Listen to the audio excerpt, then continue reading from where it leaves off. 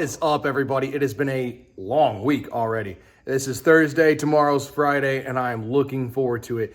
First week back at work after my 10-week hiatus, getting ready, working on the 8.6 and getting everything ready for TogeCon, going through TogeCon. All the training that I did last week ended up passing my test that I went and took. So happy about that. And then starting this week at work, it has been a bit of an adjustment getting back in the swing of things with the new position. But luckily, my boss and my coworkers are super cool and they've helped me out. So while I still don't know quite what I'm doing yet, it's at least, so far it's been interesting. It's been some long days, but I'm happy to be over at the shop working on some stuff with the 8.6, continuing on getting ready this thing for tuning and then getting ready for paint. So unfortunately, got the wrong fitting set to me. So I'm going to have to return that and get the right one. Let me show you what I'm working on. So update on the dusty and dirty engine bay of the 8.6.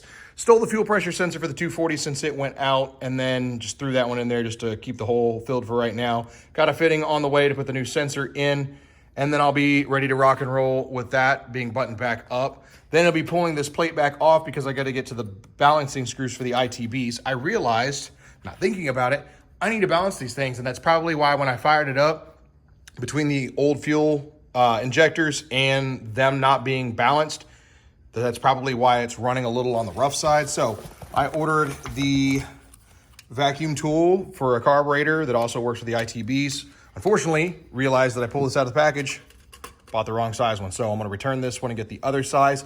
But the purpose of this is to check the airflow of each individual trumpet. So carburetors or ITBs, you'll go through and then adjust accordingly until these all match and are balanced.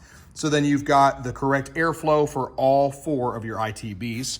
It should run a whole lot better. Then next up is going to be building the spacers for the 1ZZ coil packs. Since I went coil on plug and deleted the whole distributor setup, build a heat shield for the header, and then it's going to be tackling the cooling system.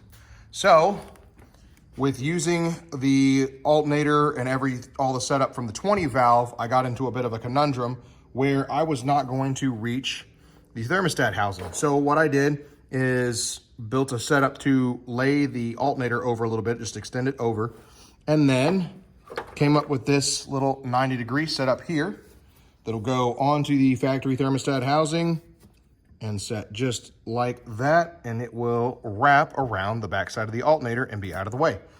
Then from there, I'll build a fan shroud, install my fans. Relays are already set up over there for the fans, so good to go. I gotta finish heat shrinking everything, but got a nice little relay set up between the headlight conversion relay for the pop-ups to get rid of the old worthless relay that never works on these cars, and especially if they've been sitting for a long time.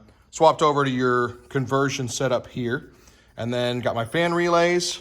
So that'll be all done, and then I can fire the car back up and actually let it idle for a significant amount of time with a proper cooling system. Then from there, it's gonna be messing with the rest of the bodywork as far as sanding.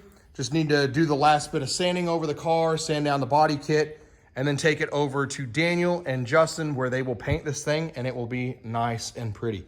Super excited to get that done. And then when it comes back, I'm gonna go ahead and build custom bash bars for the front and rear.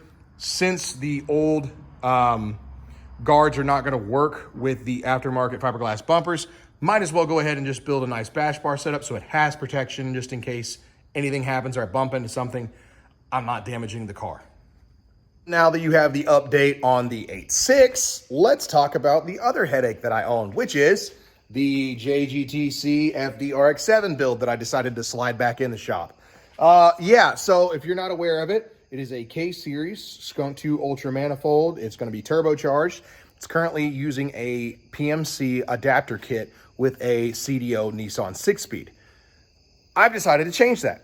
So after doing some research and kind of getting intrigued about it about 8-9 months ago, and then doing a little bit more research over the last week or so, I am going to sell all of the CDO setup and move to an 8 HP, which is found in BMWs, Alphas, the Charger Challenger. It's that 8-speed automatic, if you will.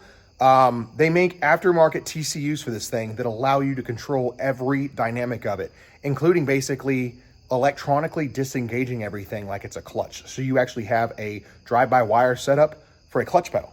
Not that that's going to really benefit me, but it's sick that they can do that with an automatic. But it allows you to use either a sequential style shifter or paddle shifters, which is what I'm after, is basically being able to set it up where it has a touchpad.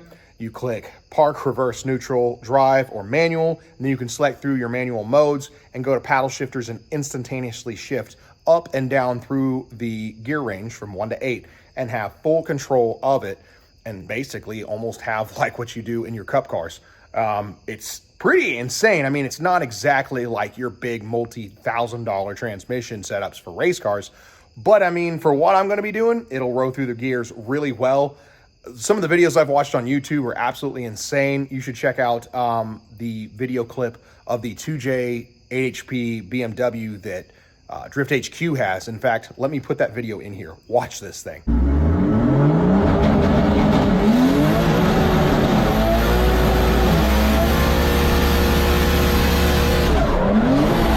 And then also check out this K-Series Miata with an 8 HP rowing through the gears and how good it sounds and just the instantaneous shifts of it.